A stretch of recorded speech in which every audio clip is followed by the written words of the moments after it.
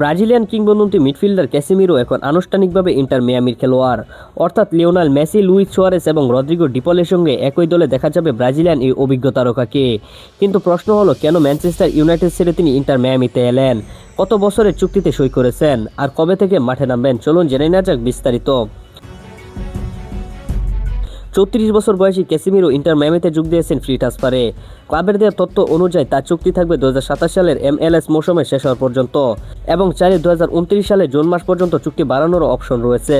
Casemiro জানিয়েছেন, এই সিদ্ধান্তের পেছনে কয়েকটি বড় কারণ রয়েছে। প্রথমত, তিনি এমন একটি ক্লাবে খেলতে চেয়েছেন যেখানে জয়ের মানসিকতা রয়েছে। দ্বিতীয়ত, বিশ্বের অন্যতম সেরা ফুটবলার লিওনেল মেসির সঙ্গে খেলার সুযোগ।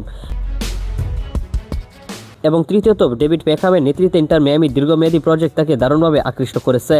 আর সবচেয়ে গুরুত্বপূর্ণ বিষয় হলো, তিনি এখনও মনে করেন যে তার ক্যারিয়ারে আরও শিরোপা জেতার সামর্থ্য রয়েছে। তাই নতুন চ্যালেঞ্জ গ্রহণ করে তিনি MLS-এ পাড়ি জমিয়েছেন।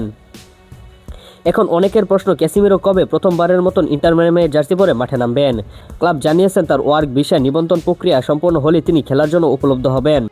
অর্থাৎ সব কাগজপত্র শেষ হলে মেসি এবং সুয়ারেজের সঙ্গে একই একাদশে দেখা যেতে পারে তাকে। Messi, Luis Suarez, Rodrigo De Paul আর এখন ক্যাসিমিরো ইন্টার মিয়ামি যেন ধীরে ধীরে বিশ্ব ফুটবলের তারকাদের এক সুপার টিমে পরিণত হচ্ছে। তবে এই ট্রান্সফারের মাঝে একটি বিতর্ক তৈরি হচ্ছে। MLS বর্তমানে ক্যাসিমিরো সাইনিং প্রক্রিয়া নিয়ে তদন্ত করছে, কারণ তার ডিসকভারি রাইট সংক্রান্ত নিয়মে ঠিকভাবে অনুসরণ হয়েছে কিনা সেটি খতিয়ে দেখা হচ্ছে। তবে এই তদন্ত ক্যাসিমিরো চুক্তিকে বাতিল করেনি, তিনি ইন্টার মিয়ামির খেলোয়াড় হিসেবেই ঘোষিত হয়েছেন। আপনার কি মনে হয়, ক্যাসিমিরো কি মেসির সঙ্গে ইন্টার মিয়ামিতে নতুন করে শিরোপা জিততে পারবেন? আপনার মতামত অবশ্যই কমেন্ট করে জানাতে ভুলবেন না এবং অবশ্যই আমাদের চ্যানেলটিকে সাবস্ক্রাইব করে ভিডিওতে একটি লাইক করে যাবেন। তো আজকের মতো এই পর্যন্তই। সবাই ভালো থাকেন, সুস্থ থাকেন। দেখা হচ্ছে একটি পরবর্তী ভিডিওতে। আল্লাহ হাফিজ।